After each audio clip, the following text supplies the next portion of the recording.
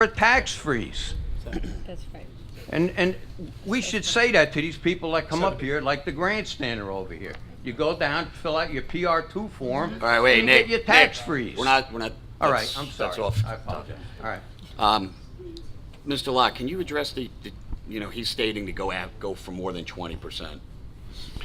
That even possible? Right, well, the project is proposed to be a mixed-use project.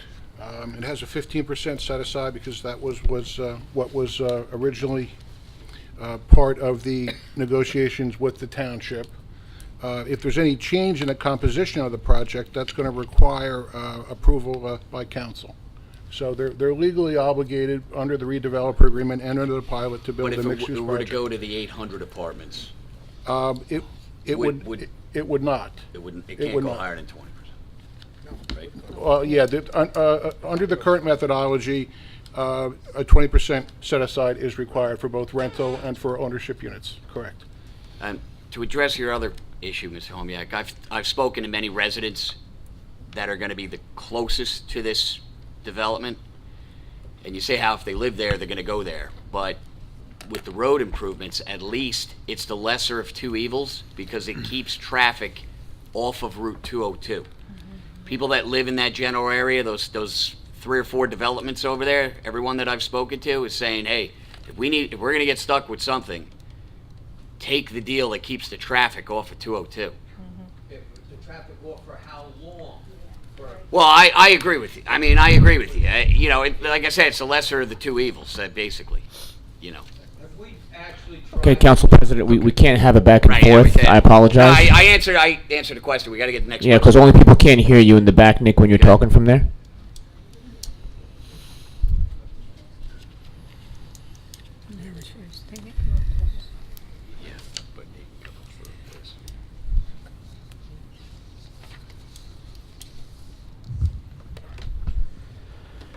Bob Venezia, 102 Brooklawn Drive.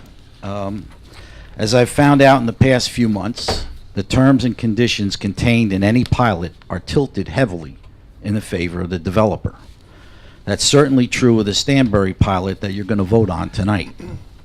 In order to maximize profits and reduce risk for Stanbury, I believe that Parsippany is being asked to forego tax revenue that is far and above what the developer is entitled to, and to assume several risks that the developer is unwilling to share. The clearest example is the overly generous tax abatement that the pilot provides. A fair pilot would compensate Stanbury for lost income due to reduced rents associated with the 34 affordable housing units. This amount can be calculated fairly accurately and totals about $750,000 a year. In contrast, the pilot provides Stanbury with an annual tax abatement of about $2 million, a clear case of Parsippany paying too much money. The next monetary windfall contained in the pilot that benefits the developer at Parsippany's expense involves contributions to the Housing Trust Fund. Stanbury is obligated to provide 68 affordable housing units. 34 are being built at the site, and Stanbury is compensating Parsippany for the remaining 34 affordable units by making a payment into the Housing Trust Fund. The value to Stanbury of being able to collect the full market rate rents on these 34 units over the next 30 years is about $375,000 per unit in present-day dollars. Under the terms of the pilot, Stanbury is making a housing trust fund payment of only $75,000 per unit to Parsippany. Big difference. They're making $375,000, we're getting $75,000. Bad deal. There's another hidden perk in the pilot that's going to reap huge dividends for the developer. The district at 1515 and other similar projects will eventually force the Board of Education to expand the infrastructure of our schools. 12 years ago, expansion cost $47 million. We had a bond issue. The next expansion is probably going to be in the range of $90 million. Yet, any development that is governed by a pilot will not pay a penny of the cost for school bonding or any other bonding in the township that the township may issue. Oh, and that's over the next 30 years. Finally, there's another section of the agreement where the township is being taken advantage of. Under the existing terms of the pilot, if the entire 1515 complex were sold to another entity, such as a real estate investment trust, a REIT, the tax benefits in the pilot will transfer to the new owner. Why should anonymous shareholders in a REIT who have no connection to the project whatsoever profit from the tax benefits in the pilot, while Parsippany gained nothing at all? At a previous meeting, Councilman DiPiero tried to eliminate the transfer of pilot benefits to third parties, but was only partially successful. On the risk side of the equation, we come back to the number of students that the district of 1515 is projected to send to our schools. Stanbury insists that their estimate of 20 to 25 is accurate. However, under no circumstances will they agree to any conditions in the pilot that would make them share in the educational costs for students exceeding their maximum estimate. The vote on tonight's ordinance will not be an easy one. The project itself is first class, the developer is highly respected, and the affordable housing units are important to the township. It is also true that if the pilot is defeated, we have no idea what's going to take its place, and most likely there will be litigation. Even so, you cannot vote for this pilot as it is currently written. As I outlined earlier, it contains too many clauses that are unfavorable to the township, as well as too much risk. Despite empty assurances to the contrary, you cannot take the risk that this money-losing pilot could become the benchmark for similar projects in the pipeline. Respectfully, I ask that you do not vote in favor of this ordinance. Thank you.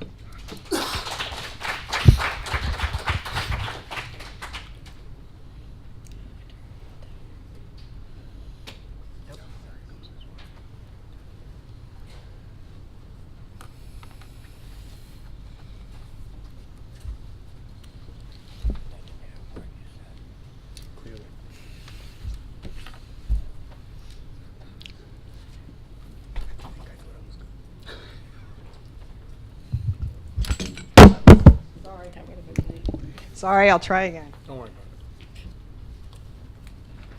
My name is Pat Venezia. I live at 102 Brooklawn Drive. First, I want to thank Councilwoman McCarthy for voting no on the first reading of the ordinance regarding the pilot for the district of 1515. Unfortunately, though, the measure passed 4-1. Stanbury, the developer, is insisting on a substantial minimum return on the project. And we learned tonight that they're threatening us with the builder's remedy if we don't go along. They want Parsippany taxpayers not only to subsidize them with this pilot, but to assume the risk if their estimate of only 25 new students from the development is inaccurate. I agree with Councilwoman Peterson, who last year said that Parsippany needs to develop best practices for such developments in the future. There are more development proposals in the pipeline, as you all know, to convert other empty office buildings and other buildings to apartments, and Parsippany needs to be better prepared than we are right now for them. However, even with excellent best practices defined and followed, I think that Parsippany will have trouble negotiating a fair deal with developers in the future because of the precedent you will be setting if you approve this pilot tonight. Subsequent developers will want the same deal, so any negotiation with them will be more difficult.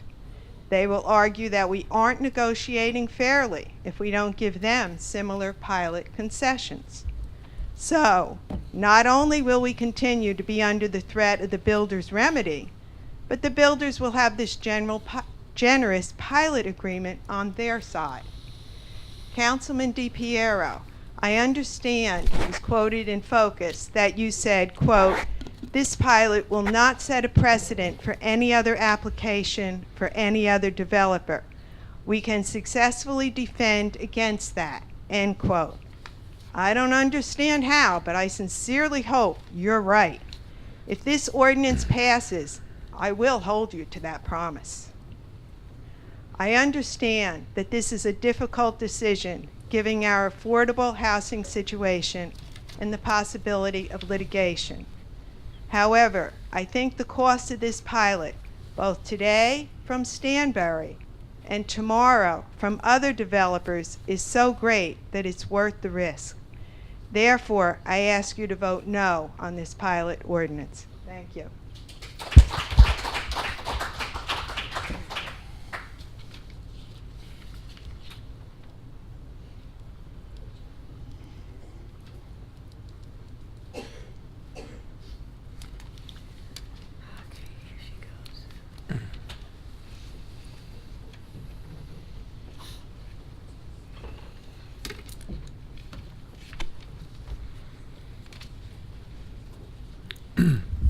Hi, Isabella Alfano, 8 New England Drive. I think that there's parts of this program that I think are very successful. I think a pilot is not the best way to go. A lot of it will be burdening the taxpayer. I think a part of it that concerns me is that a few years ago we said we wanted to do a study on the Board of Education and how many children are in our area, because we were trying to figure out resolutions on stacking. You remember, right, Mike? And they said, well, we're not going to go to each house and ask how many children are here, how many children are there. But now you're saying in 440 units, we're going to be able to quantify how many children are going to be there and kind of project how much students are going to be there. I don't think that's a realistic answer. Out of the 440 units, how many of them are 2-bedroom, 3-bedroom, 1-bedroom? We have not had any granularized information on that.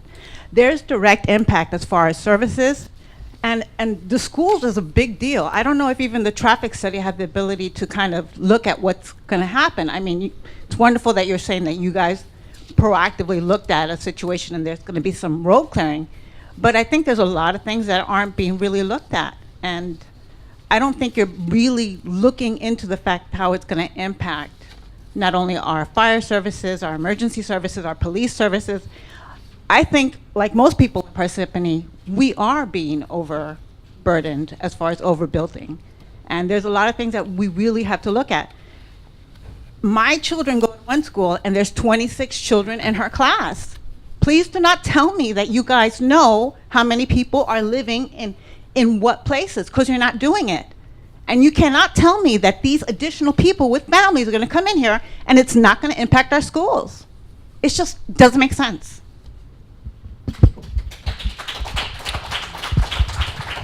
Ms. Alfano, through you, Council President, my apologies, just to clarify your comments. Yep.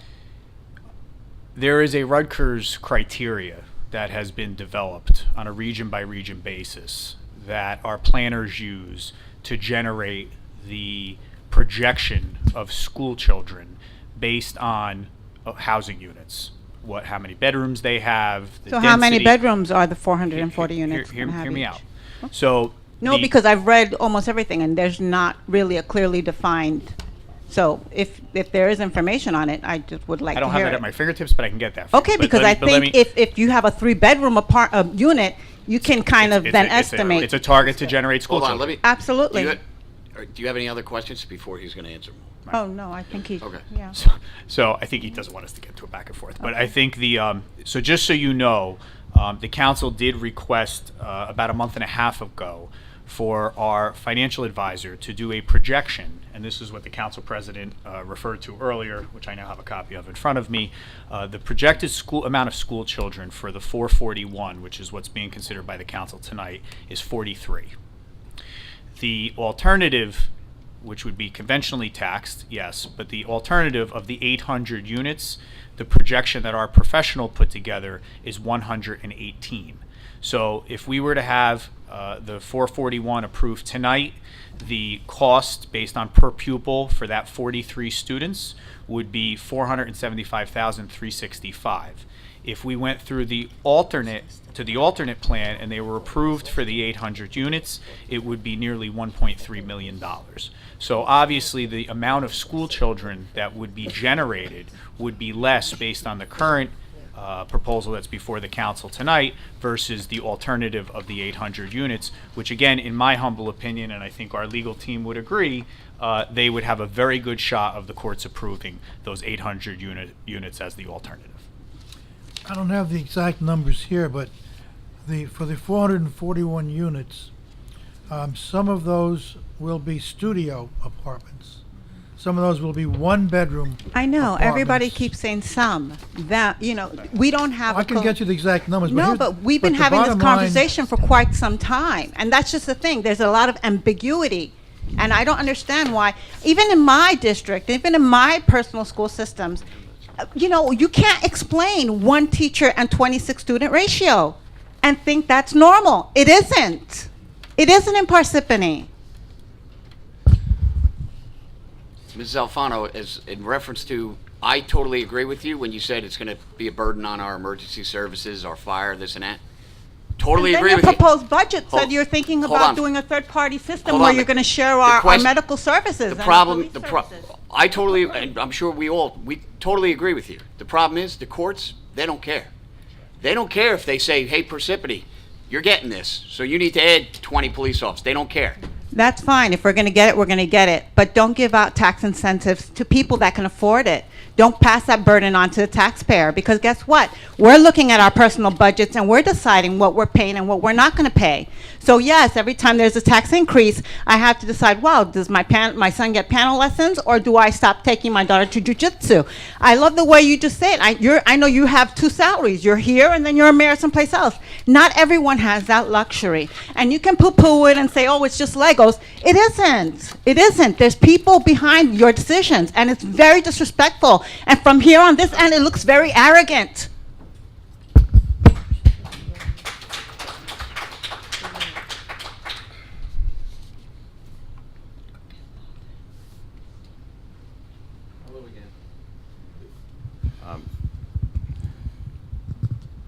That's always a tough act to follow, so I'll do my best to not be too boring. I am still Andy Chaffo, and I still live at 5 Glenbrook Drive in Fulton. I haven't changed my address in the half hour I've been sitting back there. Again, I just want to stress that I'm here speaking on myself, but I will make mention of some things on the Parsippany Board of Education that I believe the pilot program does impact. I'm not a mathematician, so bear with me. I know there is a Rutgers study, and we do use that when we look at development, so we're well aware of that. And whether that number is 40 or 50, I think is academic. But just as an example, and it's actually great to hear, Mr. Mayor, that the municipality may be sharing in some of that tax revenue. As you may know, the budget setting for a school district is the purview of the Board of Education, not the district administration. And I also sit on the Finance Committee of the board. It's the first I'm hearing of it tonight. So it's actually refreshing. I've not heard this comment before. I actually discussed it with the Board of Education very early last year, just between the Board of Education president and the superintendent of schools, that was something that I walked into the office wanting to do because it just seemed the right thing to do and the fair thing to do. So. Well, that's refreshing that is on the table. It's the first that I'm hearing about it. But just as an example, if we use 50 students that could potentially reside at these over 400 residential units, and we, on average, and this is just an average, it's close, but it's not exact, for a general education student in Parsippany, estimated to cost $12,000 to educate a student in this town. 12,000 times 50 is about $600,000 per year in revenue that could be generated from a residential development that actually pays taxes that the Board of Education will not have. If, again, for example, these 50 students require the Board of Education to hire, for example, 5 teachers at a very low average salary and benefits of $50,000 a year, that's another $250,000 in expense that is now the burden of the Board of Education. So between the reduction in potential revenue and the additional expense, it's about $850,000 per year that the board will need to make up in some way. We can't rely on the town for the garbage pickup, so maybe that $75,000 we'll have to, really figure out where we get that. We will, I'm sure, as a board, consider hiring a demographer and look at redistricting. Because I think one of the things maybe the people in the audience don't understand is just because a residential development has a number of students, it doesn't mean those students are going to the closest school. So a redistricting not only impacts the area where this development is, potentially impacts every district in this town, because we will need to now look at where we're sending students. So could impact 50 people, could impact 5,000 people. We don't yet know. We'll have to do that study. The business administrator in his budget pointed out the necessity to give an increase to non-bargain unit employees. And I make no judgment on whether that is the correct thing to do. But what struck me in that presentation was that he didn't want to have two classes of employees. However, as this council considers residential developments under pilots, you're creating two classes of residents in this town: those who pay taxes and those who do not pay taxes. And the burden of the tax collection that funds the school district and the municipality falls on those who pay taxes. So, you know, what I would ask you to think about that as we continue to add residential units that are non-tax-paying units. Are we going to consider that the rest of the township makes up for that difference? I don't think that's a good deal for those folks. Just a couple of last points. 1 minute, Mr. Shaw. Thank you very much. Again, the business administrator correctly pointed out that about 67% of the tax bill goes to fund education. And he also correctly pointed out that the town collects on behalf of the Board of Education that money and provides that to the school district. What he didn't mention was the vast majority of that money does not stay in Parsippany. The state returns a percentage of that, and it's a very small percentage, with an eyedropper. And the rest of that goes to fund the State Department of Education, State Board of Education, and other municipalities outside of Parsippany. So that money does not stay in town. You know, over the years, the Board of Ed and the municipal government has had a good working relationship, and I don't want to see that end.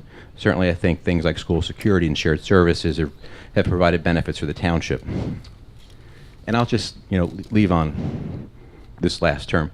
Mr. Business Administrator, you're new to the town, and as elected officials and administrators, we all inherit heaping piles of dung from previous administrations.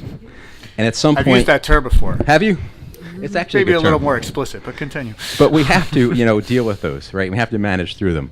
So, you know, your comments to some of the residents, you know, a little off-putting, and I'll just, you know, leave you with this.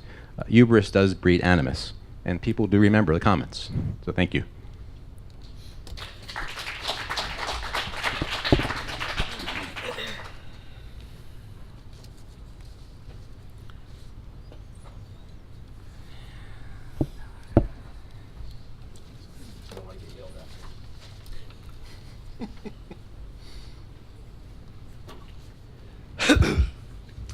Lou Valori, 36 Gathering Hill Court. I greatly appreciate all your time and efforts that you're putting in here tonight. You definitely have a hard job to do tonight. I just want to reflect back on a few things. I know that you've been in your leadership positions in this new administration for over a year, and I give you a lot of credit. You really have some tough challenges ahead. But at the end of the day, it's going to be your decision that you have to live with, okay? Just like the previous administrations when they had to make decisions which may have not been the best decisions in the past and even moving forward. But now you have to live with it. I believe that a lot of the residents and the taxpayers here are really speaking from the heart. I'm scribbling down notes here, hearing different folks talk about what's on their mind. I understand that the builder, the Stanbury Group, wants to build. They want to make money. I give them that much credit. They built the plaza in Union Hill Plaza, which was a great site they developed, and they see a piece of property they want to develop and make a profit on. And obviously there's a lot of other groups involved with the unions where they want to have work and everybody wants to benefit and profit. We understand that. At the end of the day, the taxpayers here are just trying to say to you, listen, we wish that they could build a site, 440 units on a small site, which is kind of a gift in their sense because that maximum density of units on a site that large, right? That's 40 apartments per acre, which I don't even think that we even have right now in the town. So I have no problem with building a site. The problem is the pilot. And it's nothing against the builder or the developer. I just wish he had the money. It's just the pilot puts the town into a bad position. And I spoke to a lot of you elected officials here, and I spoke to some of the developers in the past. They're good people. But I think that they did a poor job at trying to sell this. If this was taken into effect a year ago when the new administration came in and really tried to push this out to the public, I think maybe if you educated them and brought a lot of the facts, I wish you were here a year ago to bring a lot of these facts, you know, people wouldn't be upset or just worried. Because again, Mr. Guzman, I see him sitting in the audience here. I know in the past, he was a staunch guy sticking up for Sedgefield in the past. He was concerned about Matt Calley. We all know that Matt Calley is going to get developed. There's supposedly 2 restaurants going back there. They want to retrofit a new building. Supposedly Wyndham wants to build. And I remember Mr. Guzman always saying, it's almost a city within a city in that area. Now, you're going to have 1515 Route 10, which is going to be a city within a city. So if you have 440 units, we don't know how many students, could be up to 40 to 100.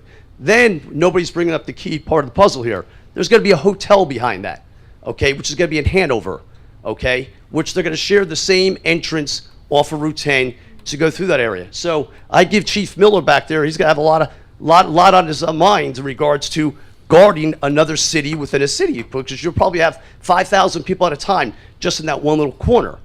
To say that there's going to be no traffic is ridiculous. Route 202 is just, you're never going to change it. So to say that the intersection being built, listen, I wish the developer had the $7 million out of his pocket to pay for it. I don't think the tax incentive that the town or the taxpayers are losing, I think it overwhelms them. I wish you could go back to the table to negotiate this. I like the project. We do have COA issues that we have to handle.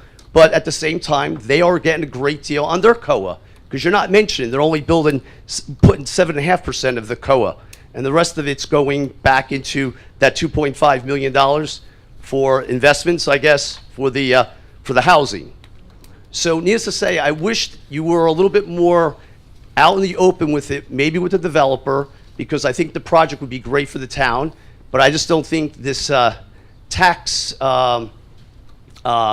how can I say, them not paying taxes like everybody else in the town, I don't think it helps everyone else out. But at the end of the day, in regard to stacking, the town has historically always had problems with multiple people living in the apartments and even in the houses. So let's be creatures of habit. If you think there's just gonna be 40 children in those 440 units, come on, you gotta be kidding me. There'll be at least 100. Because right now, we have many apartment complexes. I was a former police officer in town. We have major stacking issues still going on in the town. So just really think this out. But again, if you give to this one developer, I'm not saying the pilot, the density, you know there's going to be other developers that are going to want the same density. So in the meantime, you're going to meet the requirements, but I just don't think the pilot is going to be helpful to the school district and all these other concerned citizens that are hardworking taxpayers. And thank you, and I know you have a hard job ahead. Thank you. Through you, Council President, if I may, to Chairman Valori and the last 2 speakers, I just want to clarify that the concept of the pilot has been discussed by prior administration, prior councils, dating back to April of 2015. In fact, in April of 2015, there was a letter sent to the Township Council from Robert Garofalo, Esquire. Attached to that was a feasibility study and a fiscal impact study prepared by John McDonough Associates, LLC, where the pilot is referenced multiple times and what the financial impact on Parsippany-Troy Hills would be. So much so that there is a chart incorporated in that report breaking down what the pilot payments would have looked like back then. Subsequent to that, the tax assessor, Dan Cassis, provided to the former mayor and the former business administrator a breakdown of the tax impact of Stanberry in response to John McDonough's report. The proposal included multiple calculations of what the pilot impact would be And there was even an article, it was in response to an article that was published in Parsippany Focus. In September of 2015, the Township Council adopted a resolution declaring the site in need of redevelopment. In October of 2019 and November of October 19th, 2015, and on November 9th of 2015, there were meetings between the Township and Stanberry. Signing into those meetings were the former mayor, former administrator, the planner of record at the time, and the former township attorney at one of those meetings. In November of 2015, a revised financial study was provided by John McDonough Associates to the former mayor, the former administrator, the former township attorney, the township planner. The pilot is again referenced in that document, and the breakdown and the chart that I discussed earlier was revised. In December of 2015, there was correspondence between partners in the Stanberry organization with the former administrator, the former mayor, the former borough attorney, the planner, discussing other things, but discussing the fact that the UPS lawsuit, which was happening at the time, may have been holding up the Stanberry project relative to the pilot. In June of 2016, the then Township Council adopted Resolution 2016-126, which retained NW Financial LLC relative to the Stanberry project. NW Financial remains our financial consultant here in the township on this project. The second paragraph of the resolution states, preparation of a financial impact statement and analysis of the real property taxation and/or payments in lieu of taxes thereof to review and supplement the other financial and fiscal impact analysis produced in connection with same. On page 3 of the NW financial proposal, which was attached to that resolution, it stipulated by Mr. Hanley's firm that they would analyze the project to determine that but for a pilot, the project could not be developed. The contract was signed that same day by former Mayor Barbario. In June of 2016, an email was received by the principal of Stanberry to my predecessor confirming that there would be discussion of the pilot at the July 5th, 2016 executive session following a council meeting to discuss Stanberry. That was following the retention of NW Financial. In June of 2016, there's correspondence between the prior township attorney's firm discussing both the UPS and Stanberry pilot agreements. In July of 2016, former mayor, former administrator, former township attorney, and the planner received an aerial rendering of the project along with an attachment which references the pilot program. In July of 2017, the Township Council introduced Ordinance 17-18 approving and adopting the redevelopment plan for Stanberry. The vote in 2017 was 5-0. The tax abatement was laid out in the document. In August of 2017, the Township Council adopted Ordinance 17-18 approving and adopting a redevelopment plan for Stanberry by a 5-0 vote. The tax abatement is laid out in the document. There was significant discussion at the meeting in public as to the pilot. You can watch both parts 1 and 2 of that meeting online, where the former township attorney, along with the township planner, discusses the pilot at length. In February of 2018, a revised NW financial report was submitted to the township, and in September of 2018, the same night I was hired, the township introduced Resolution 17-18 authorizing the redevelopment agreement for Stanberry by the 4-1 vote. I read this to you because I think it's important to know that this pilot concept, the policy of developing a pilot, has existed and been discussed in the township since 2015. I just think it's very important that we make it clear that there has been a history to this proposal that is before the council tonight. Thank you, Council President. Council President? Yes. May I? With respect to the density, the number of units and the density per acre were set pursuant to the redevelopment plan that was previously adopted by council in 2017. So the density of the project hasn't changed since council took action on the redevelopment plan in 2017. Actually reduced. With respect to the number of affordable units, the Stanbury project is somewhat unique in that the developer has agreed to provide half the units, which I think is 34, on site, and then to fund a contribution that allows then the township then to be able to fund a market to affordable program out of the Township Affordable Housing Trust Fund. So that allows us to actually get credit for some existing rental housing that we have right now that is not subject to any Mount Laurel restriction. The net effect of that is that we actually have to build less new housing in the township. And then there's also an opportunity, I believe, and we'll probably know more about this in the future, probably to actually gain more Mount Laurel credit because of the way the crediting works with respect to existing rental units. Mr. Lott, to also add that, or clarify really, in December of 2017, the density for the Stanbury project was at 500. That was negotiated down to 441. Yeah, I over think the course of last the year. original proposal, Mayor, that the redeveloper had made was 500. I think the ordinance that they actually introduced set the density at 40 per acre, which is essentially 441. Well, technically, we're still in open session. Should I make a motion to close? Second. See no one else come forward? Entertain a motion to close the public hearing? I offer the motion. Second. Motion made by Mr. DePiero, seconded by Ms. Peterson. Roll call, Mr. DePiero, Yes? Ms. Grignani, Yes. Ms. McCarthy, Yes. Ms. Peterson, Yes. Mr. Carriffy. Yes. Floor is closed.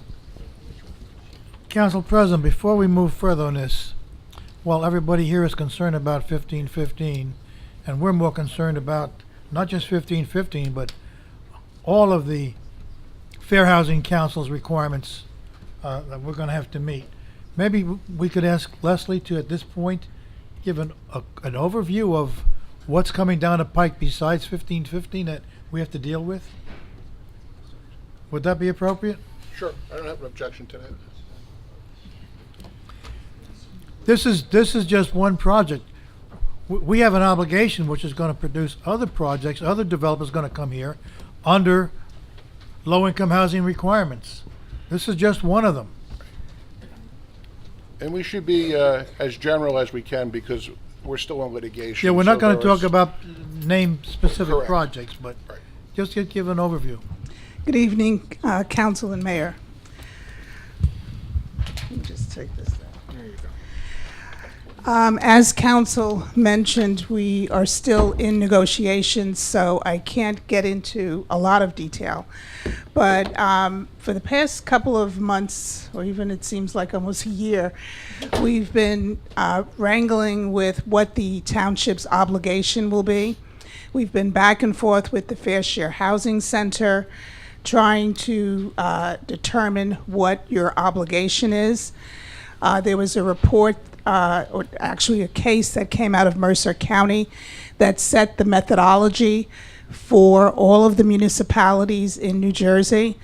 And that methodology is what's driving what your number is. What the township asked its planner to do was to look at ways to bring down your obligation number. We did that through a vacant land adjustment analysis, which reduced the number. When myself and Ed Snickus was here a couple of months ago, we determined that the realistic number would be somewhere between 800 and 1,000 affordable units. We believe it will be around 867 or 859, I should say, which represent only the affordable units. So in order to get that number of affordable units, you have to build market units with it. We've been approached by many developers who are very interested in being part of the plan. We looked at each of those developers in detail and have discussed them with you. We're trying to find the best plan that works for the township with the least impact. And that proposal will be to you shortly, and which will be shared with the public after you sign off on it. We will have to go to court for a fairness hearing, and the developers involved will have to support and justify their program or their project. And as it's been said previously by some of the council members, the court does not look at the impact on schools. We wish they did, and we wish the legislature would require that as part of the process, but that has no impact from the court's perspective. They are looking at what your obligation is. Every municipality in New Jersey has an obligation. Parsippany is no different. If you fail to put together a plan, the court will do it for you, and the developer will be in the driver's seat. That is why we've been pushing to come up with a reasonable plan that you control and that the developers do not control. So, as I mentioned, there'll be several projects that will be before you that will make up your plan. Stanberry, maybe one of it, is just the first. Now, would it be, just so that we give it some perspective, if we're required to provide 800 affordable housing units in Parsippany, and they apply the builder's remedy, 4-to-1, then that would be 3,200 regular priced apartments to subsidize the 800 affordable apartments. That's a total of roughly 4,000 apartments, new apartments, that we're gonna have to come up with. If that's not the number, though, it won't be as high, but yes. I'm just giving a ballpark Yes. here. These are the kinds of numbers we're looking at. Right. 8,000, and the courts also do not care how many apartments we already have. I've been through that with the courts for 30 years. Right, and They which, don't care what we already have. It's their future needs, not what we've already provided. and one way to keep the numbers down from having to build new units, we are pushing a market to affordable program, which comes from funding from your trust fund, which will allow you to take market units that currently exist and mark them down for affordable units. So that's a big part of the plan that we're looking at, so that you don't have to create new units. You can try to take some of the units that currently exist and mark them down. That will reduce your number also. Thank you. And before you go, Ms. London, Yes. why don't you just remind the public where we started with the Fair Share Center in terms of what was proposed as the township's need? It's been a while, but I believe the affordable unit number was in the thousands. I believe it was 2,000 or 3,000. I believe it was about 2,400. Mr. Snikes is here. 2,300, I recall. Right. 2,400. Right, so the township took the right step forward in doing the vacant land adjustment. That helped us tremendously by looking at what we can actually build in the township, and that was a great move right there. So that significantly reduced your number. And as I mentioned, the Market to Affordable program, we were looking also at group homes, and other aspects, so that we don't have to build as many units towards that number. Yeah, group homes, you get 2-to-1. Yes. Credits for two units for each one home. Right, and there's other crediting that we were able to apply to bring the number down. And it's a statewide issue. I think it's been mentioned already, the legislature has failed to act, so it's in the courts. And the courts are being very aggressive. Fair Share Housing is being very aggressive. Towns who do not act are being sued. And a main example is South Brunswick. The court felt that they were not doing what they were supposed to do, and the court took away the power from the township, council, and the planning board, and gave it to the court and the court master and the developers. So they are the ones determining what projects will be in the plan. You don't want to be in that situation. You want to be in the driver's seat. Thank you. Thank you. And just one other comment, Mr. President. This was actually touched on several times during the course of the public hearing, but there is no precedential effect with respect to pilot. Every project, all right, is going to be assessed on its own merits. And just because we have decided, that's what council ultimately decides tonight, to grant a pilot, it doesn't bind the township to, in the future, having to grant pilots to other developers. The financing of each project is unique. The circumstances with respect to the Stanbury project, I think, are also somewhat unique. Have there been examples of developers who have come since this project's proposal that have asked for pilots, and what has been the answer? I've sat in on several meetings where developers have asked about the availability of pilot, and they've been told no. Thank you. Now, ultimately, that determination rests with council. Thank you. I think that's an important factor. I've been in the negotiations with all of the developers, and every one of them asked for a pilot, and they were told no. And they had to do 20% also. They came in saying 10%, 15%. It's 20% for every developer, we made it very, very clear, no pilot. Thank you. Okay, now let's finish this ordinance. Whereas the above ordinance was read in title on second reading and a hearing held thereon, now therefore be it resolved that said ordinance be passed on final reading, and that a notice of final passage of said ordinance be published in the newspaper according to law. Motion to approve the above resolution. Second.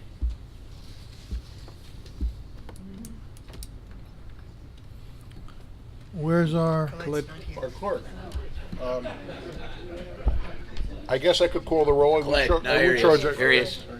Roll call. We need a roll call. I was almost ready to make myself clerk. Clay, you have a motion by Mr. DePiero and a second by Mrs. Peterson. Okay, so, a motion by Mr. DePiero, seconded by Ms. Peterson. Roll call, Mr. DePiero. All right, I have a statement to read before I vote. The Stanbury proposal at 1515 Route 10 is, overall, an attractive development with a mix of residential, retail, and open space. The majority of the proposed 441 apartments are projected to be studio and one-bedroom, which will reduce the number of school children.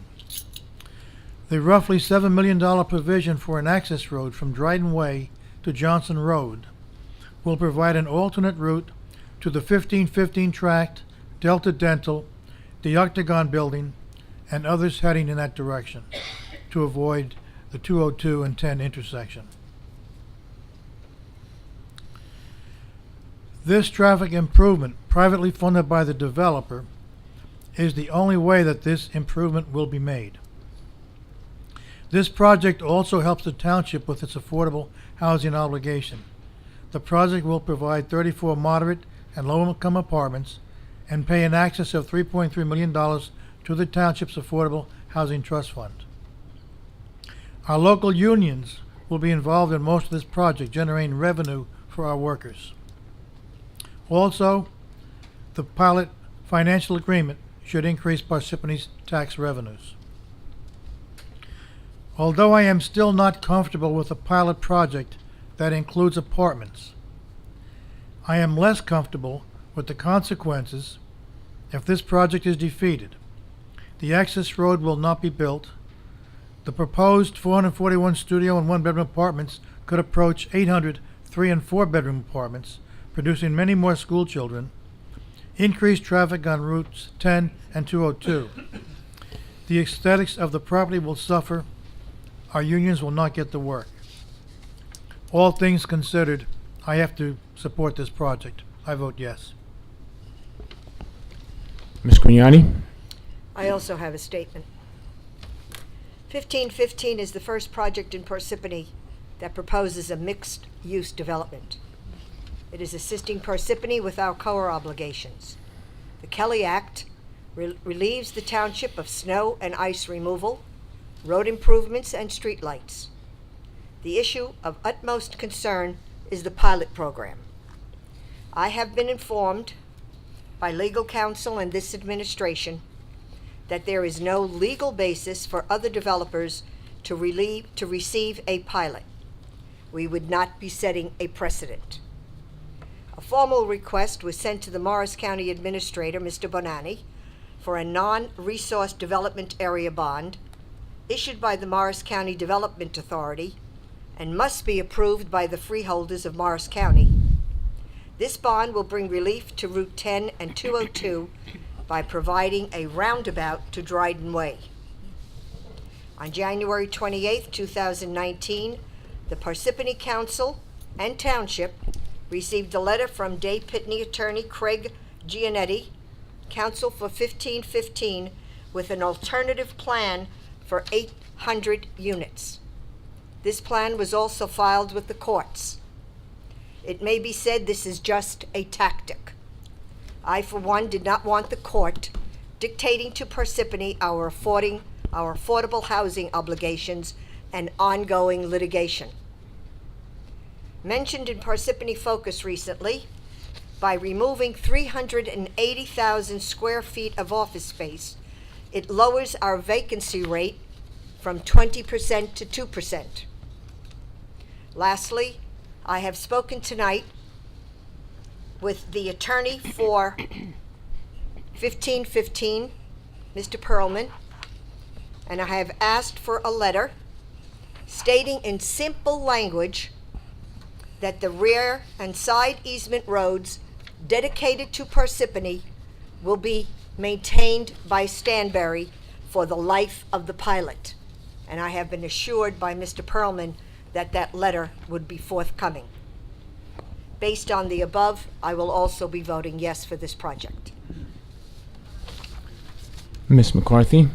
I think that, as I've said repeatedly, that this is a forward looking concept. I think it's going to be a quality project. And I think the builder is dedicated to making it a quality project. I don't think there's any doubt about that. I'm also encouraged that Council Member Peterson has been working with them and coming up with ideas that she feels would benefit the town. So I think that's all very positive. Again, you can only deal with the facts that are before us. So, as I've said repeatedly, and I hope for the last time, I've made my feelings known about the financial agreement. I stand by that information that I've provided and stated here at the council meetings, so I vote no. Miss Peterson? Yes. Mr. Carriffy? Okay, before I vote, in meetings that we had with the developer to get a further explanation of the project, at that time, and I've discussed that with them, and I wish I would have been made more aware to the public a long time ago. The main need for the pilot is for the road improvements. If it were not for the road improvements, to keep a lot of the traffic at the very end of Parsippany, towards the Hanover area, over that way, and off of 202, the developer would not need the pilot. The main reason for the pilot is for the $6.5–7 million worth of road improvements. Again, it was mentioned the Kelly Act. We're not going to have to do snow removal, garbage. We're not going to be responsible for that for the life of the pilot. We've been given legal advice and legal opinion, I will say, that this in no way, shape, or form serves as a precedent for pilot programs from other developers. And I believe that this is the least impactful. Am I in favor of a pilot? No. Do I think it's a great project? Yes. Do I like the pilot? No, I don't. But if you have to weigh the lesser of the two evils, the pilot program and this development, it's the only way this can be built. I vote yes. Okay, so for the record, so we can just clarify the record, I'm going to go through this vote one more time. We just want yes or no's, just for the record, since this is a very heavy vote. So once again, Mr. DePiero? Yes. Ms. Grignani? Yes. Ms. McCarthy? No. Ms. Peterson? Yes. Mr. Carriffy? Yes. The motion passes 4 yeses to 1 no vote.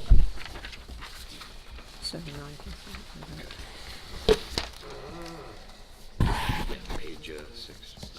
Yep. Yep, Resolution R 2019-066, resolution of Township Council of the Township of Parsippany-Troy Hills, authorizing an award of a contract to A.C. Schultz in Inc. for rehabilitation services for wells 12, 17, and 19. Motion to approve the resolution? Second. Motion made by Ms. McCarthy, seconded by Ms. Peterson. Roll call. Mr. DePiero? Yes. Ms. Grignani? Yes. Ms. McCarthy? Yes. Ms. Peterson? Yes. Mr. Carriffy? Yes. Motion passes. Resolution 2019-67, resolution of the Township of Parsippany-Troy Hills in the County of Morris, making application to the Morris County Improvement Authority for the issuance of non-recourse bonds under the redevelopment area bond financing law in connection with the redevelopment of the certain property within the township identified as Block 200, Lot 1.2. Motion to approve the resolution. Second. Motion made by Ms. Peterson, seconded by Mr. DePiero. Roll call. Mr. DePiero? Yes. Ms. Grignani? Yes. Ms. McCarthy? Yes. Ms. Peterson? Yes. Mr. Carriffy? Yes. Motion passes. Resolution 2019-068. Before I read the resolution, I again am going to repeat what I started. I apologize.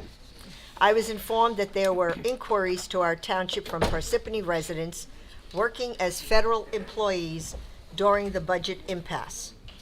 They were concerned about their interest charged on property taxes being paid late. The resolution I asked Mr. Lott to prepare is a result of a bill passed waiving delinquent property taxes.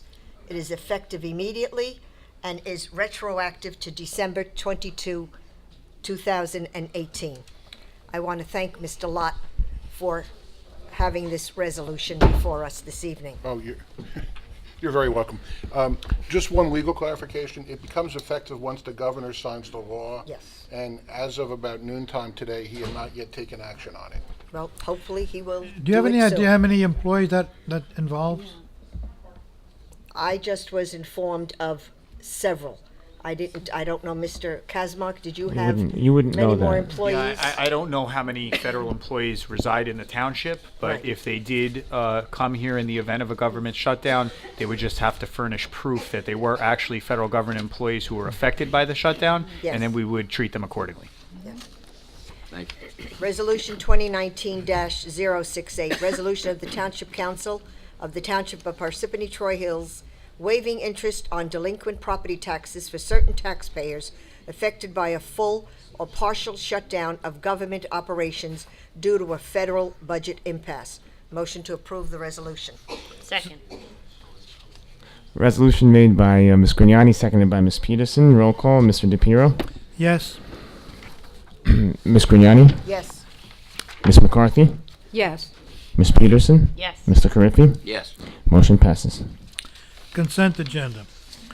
Be it resolved, all items listed with an asterisk are routine and non-controversial by the Township Council and will be approved by one motion. There will be no separate discussion of these items unless a council member so requests, in which case the item will be removed from the consent agenda and considered in its normal sequence on the agenda. Motion to approve the consent agenda. Second. Motion made by Mr. DePiero, seconded by Ms. Grignani. Roll call. Mr. DePiero? Yes. Ms. Grignani? Yes. Ms. McCarthy? Yes. Ms. Peterson? Yes. Mr. Carriffy? Yes. Motion passes. CFO Ann Cucci recommends authorization for payment. Authorization payment of February 22nd, 2019, regular and miscellaneous payroll estimated at $1,800,000. Payment of the bills from voucher list 2/4/2019 through 2/17/2019 at $2,627,952.02. Motion to approve the authorization of payment for the above. Second. Motion made by Ms. McCarthy, seconded by Ms. Peterson. Roll call. Mr. DePiero? Yes. Ms. Grignani? Yes. Ms. McCarthy? Yes. Ms. Peterson? Yes. Mr. Carriffy? Yes. Motion passes. Executive session resolution. Whereas the Open Public Meetings Act, PL 1975, Chapter 231, permits the exclusion of the public from a meeting in certain circumstances.